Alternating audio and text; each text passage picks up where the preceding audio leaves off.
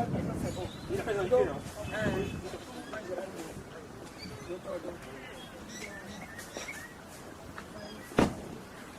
Yeah.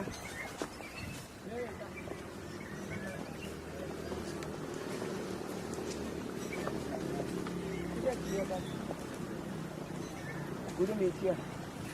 Ini kan settle jalan. Menjual ni aku.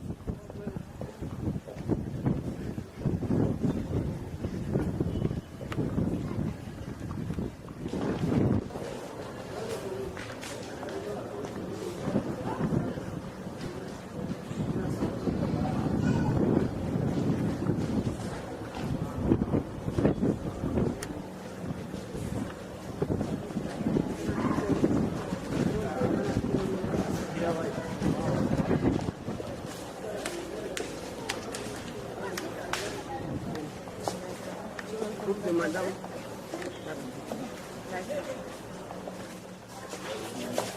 Tu as passé un petit moment. Attends qu'on est vers un peu de pain et on va.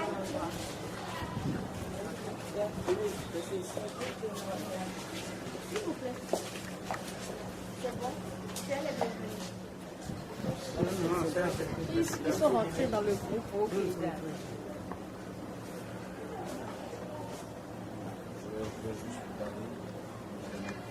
Le groupe, le match, vous allez le porter. Vous donnez quelqu'un d'autre pour le match.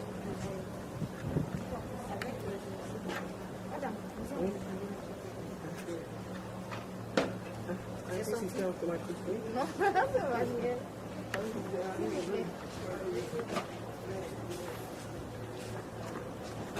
Ils sont allés passer un peu de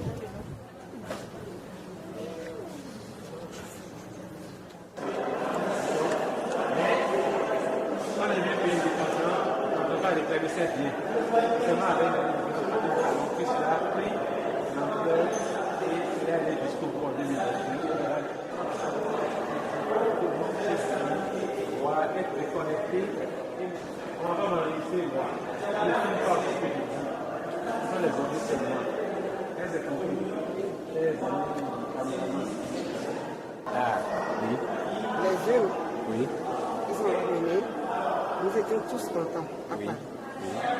Mais il y a un livre qui doit être restitué par les Français, qui n'est pas encore parmi les 26. Et ça, c'est cette œuvre-là qui garde la France, qui combat pour la France. Et nous savons tout ça en tant que Français, béninois, Français, résidents à Paris. Nous savons que cette œuvre-là, c'est ça, la France. Donc, quand est-ce que nous aurons l'occasion de les faire restituer cette œuvre? D'accord. Puisque, selon ce que moi j'ai entendu à Paris, nous sommes tous contents de notre président et fiers de lui. Mais l'œuvre là, c'est ça que nous voulons que ça soit restitué par les Blancs, les Français. Parce que l'œuvre là, il arrive des moments. Je sais que cette œuvre est dans une des pièces très sécurisées à Paris. Et quand ça commence, vous connaissez nos arrières en eux. C'est des gens qui se laissent. Et quand ça commence, l'œuvre là, il arrive des temps quand ça a besoin. Bon, je vais parler en patois. Ça en a à sauver. Bon, il y a un groupe barré. Ben maintenant, il y a un top pay de former. Bon, au bout, pour que quand on voit un carreau, et le bois, c'est de l'africain, c'est tout. Bon, il y a le top. Et voilà, le top. Le venir, et c'est comment il y en a de venir. Quand le temps, pour cap béninois, maintenant, il y a ce top, on a yéné. Et nous, et l'on est parlé. Mais pourquoi il y a un top, dans les Béranzito. Anyway.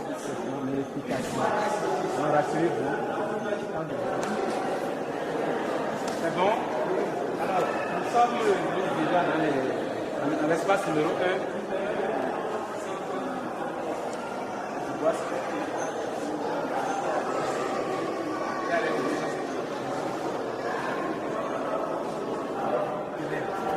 À base des écoles, des plantes, des minéraux. C'est maintenant qu'il y a des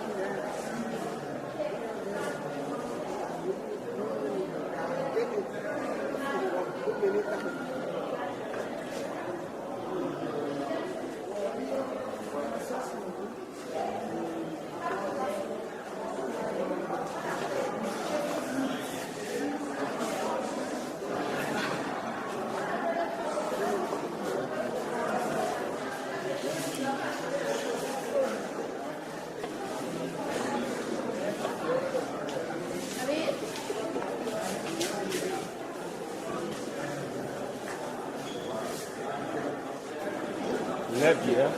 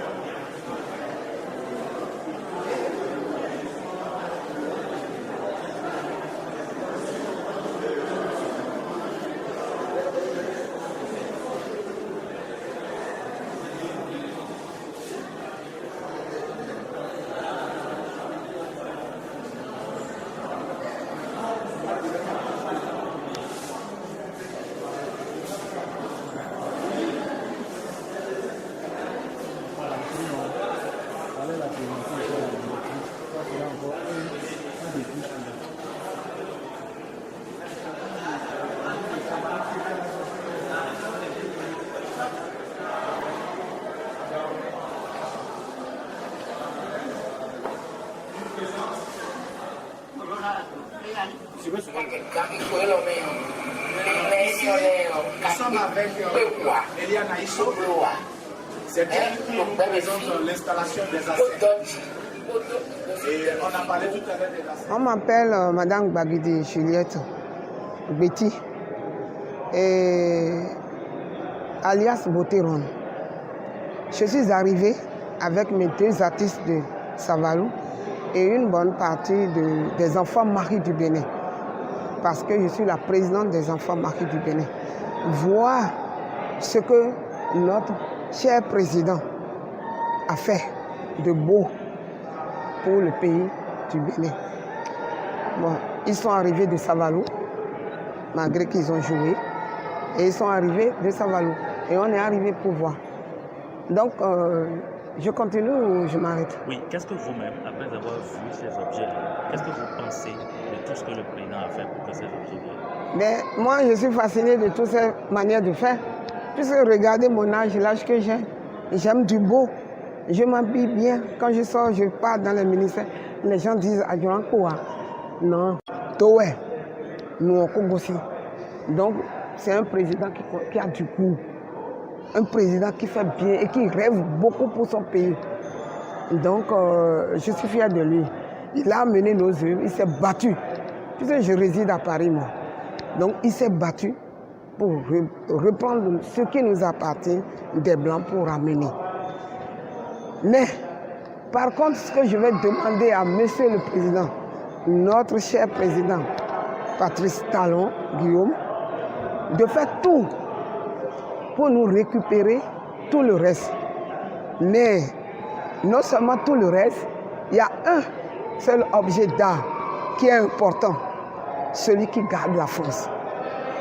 L'objet, notre objet d'art, pas nos dadas qui gardaient le Bénin le temps romain, est encore avec eux, de faire tout pour prendre. Pourquoi je dis ça? À ce qui paraît, puisque en tant que résidente, j'ai aussi l'association, ça a été créé à Paris en 1993. Donc dès que nous avons su que notre président veut récupérer ces choses, nous étions fous de joie. Donc les grosses têtes qui sont dans l'association là-bas, certaines personnes s'y connaissent très bien. Ils savent qu'il y a un objet qui est le pouvoir de la France. Et j'aimerais que cet objet vienne dans notre pays pour garder aussi notre pays avec nous, pour qu'on ait la paix ici aussi. Parce que eux, je vais plutôt parler en fond, là. Objet de Rodondéo et construit par les Français, les Blancs. bon khoeni o meo bon ogeni on dio e yale o e no do afigbe e no do avido no khome bon no jenu gbajiro khome fudu mi ton ero mo wa eni e no jenu gbajiro khome bon pe no dia bon e no hu kho di bla mu kho fio échappé mais ni do ke mais je sais donc moi mon koto podo don bon e je mon blojo ye no yuro me mi ton le ro fi africain de le beninois we no yo africain de terre no yo be no wa bono hununu futu walo yo voto me fini be no calmer de e we pouvoir yo voleto yo voto me ni fudu ne o mi si yi lo e so nu bijo e to we sojo e de le nu to gami ton ma bese bra gbere nka di ni bo tun lo agboso e kuna jodo e de Sudan we do ni o ami e na ko tun pe mo na tun lo ko to me do mi do na yi nu ni o do nu na he to na nyo ni o e na jodo wa mi mo ko jama ton ko nu vudu ni o e na yi wa vudu e re dan o me toka o dada gezo dada beranzi dada glele e na so vudu ni wa fi be na he to toka mi e ma mo ya su poro bene but no vedoro no ma do yiwe si no do yiwe no vudu mi ton ero ton o do dagbo dokun do ni wero ton no vudu ne wa to me fi o mi bo ponte mi bi na fogbo ni te ko bo se wa ni deji do tuton bon on wa ten o me fi di o wa mo no ero fi o esu nu ku che menti bondo gbe hanzin ba yi jele o kan he jen mi pere bo khoro to ye ta me oye kado ku bo se do nu le ma wa ge bi o ta we na dan do ku o pe oye vonu ta fu me wi bo mi te po kaka lo bo gbe e kado mi ile to ye ma kale sen mi orun wiya de ton do be ne gbeji o ye jenu no wi me bo no zon bonde mi duru emi no fo so tu bodo mi de una we bo oye vona go sin tombo wa beyin ye wa we gbone mi gbe o eyan ladin onu mi ton le iwa hanbe gbeje uro si se we ro 1892 we ye wa kare tan wando gebi to ma yi somo olobo be odokun emi tan le to yi evo gbeji bo Patrice Talon wa boyin sunu gere gbendonu le kana wa pe emi dona to gbe ni kaka boni onu mi tan ero yevo gbeji o choka wa bene to me on gbeje wo ano bondo inayon din bonde mi duru emi no fo so tubodo mi de una webo oyevo na gosi tombo abeyin ye wa we gbone mi gbe o eyan ladin no vino geno izo ha emi pere ne makabolo to edo beranzin ba hije o kan ejen e pere bo khoro to eta me o to faru ku bu seronu le ma wa gevi o tawe na dan ro ku o pe merci quand je n'y ai pas quand on fait du et vivre nous on vit nous mais quand on vit nous beta UMP enfant mariton les bi bon nous elion mais j'en non gandé amon be me fi ho sien zinpo togbo mi ton le to gan yo ato cheme to gbe ni do hodewu nous elion mais j'en non gandé amon gbe me fi ho sien zinpo togbo mi ton ebu o Patrice Talon e be zinpo hun wa be ne to me era cheni Talon gan do han gbe bodo era cheni to game sisi je ha gan do han gbe do wa nu gbogbo wa do mo nu e mo we nu kun che ga le ro ho sa we nponu gbogbo kon kaka wa mo gelele ma ze zinpo ye ma kaba zinpo eye kajo to koko bo ye voleta fumewi lo bezo ye voto mi on di Patrice Talon ton wa to che me nu elion me jen we no gande gbẹ̀mẹ́ fi wọ́síẹ́ zingbo tọ́gbó mi ìtàn lẹ̀ ọ́ tó gán tse ọ́ títí jẹ́ kàtà lọ́dọ̀ wà bí ẹ̀ tó mẹ́.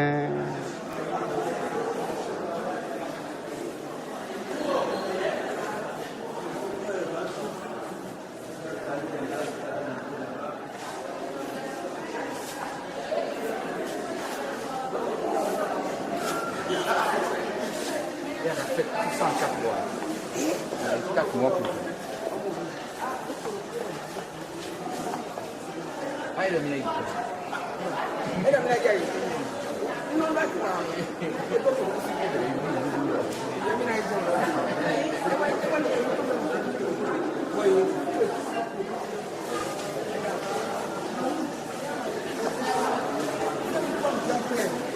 Vous allez voir les taches sur le corps pour montrer que notre nature est fragile.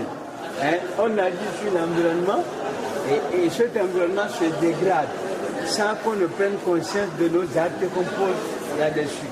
Les répercussions, vous voyez,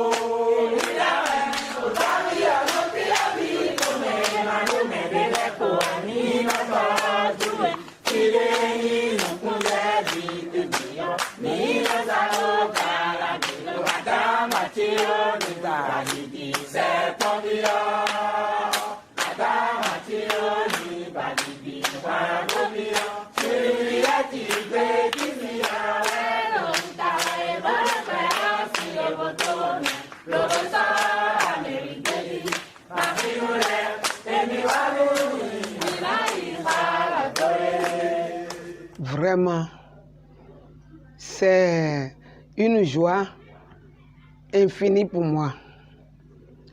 Parce que en voulant prendre un roi dans une grande ville comme qui est la nôtre, la ville de Savalon, il faut prendre un homme imposant qui répond aux critères de ce qu'on est en train de chercher. Donc, c'est bien sûr, c'est le phare qui prend. Mais de nos jours, le phare prend, mais on comprend. Vous comprenez? Donc, nous ne sommes plus au Moyen-Âge où on mystifie encore les gens avec le phare. On fait le phare, je ne sous-estime pas le phare. Hein. Le phare prend. Hein. Mais, en dehors du phare qui va prendre, il faut quelqu'un digne de nom qui peut répondre. Je vais leur dire, comme le dit-on dit chez nous, il n'y a de taillon. Il n'y a de taillon, bon, mais moi, je suis un peu. Je suis un peu. Je suis un peu.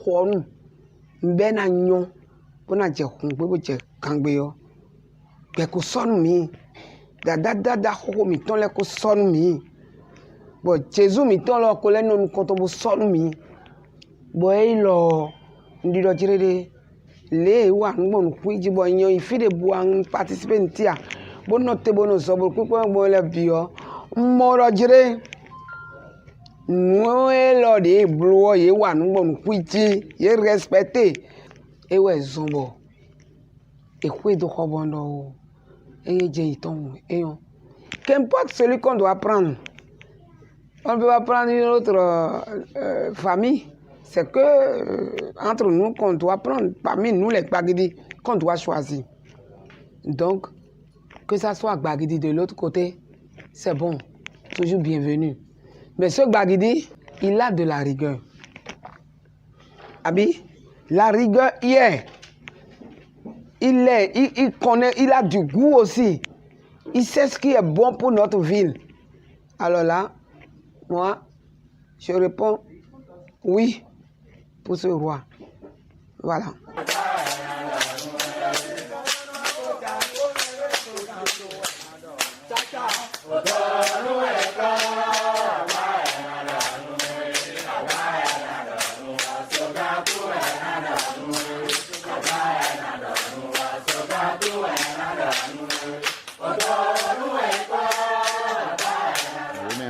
Ndagbe tangwe lo o to de no no voa me mena ten go dion go no no su to do no no voa e dada mi ton kan je ma ka soro fia e fo bo me de ru na no tenton me donc ndagbe tangwe bo ma o bolo bo mi na do taragbe ni tabalu nu echo o no kundu do mi na moro o to e wa no jira o fitan elo on amoro e dada ma so ro fene dion de ko je duru to kwogo e ka wa dion e khadin bioji ni trolo de be de to dion e na je no le juro do ji pere do to kwo me o fie gondon e na juro do fie do de o e na sun donc me ka so gbe mi ja bo me choko moro dada di o me de we imbo sa ma ko dada mi ko moro aso ato tanwe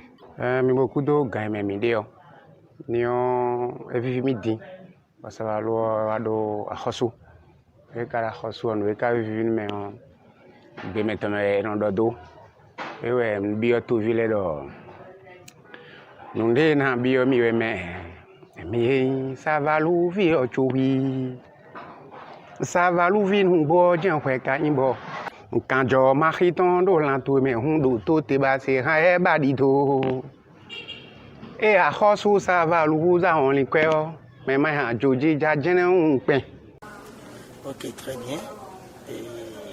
D'abord, ça fait plus de 2 ans, voire 3 ans que nous sommes en attente d'une telle chose. Donc, il est le bienvenu sur le trône des Gbagidi.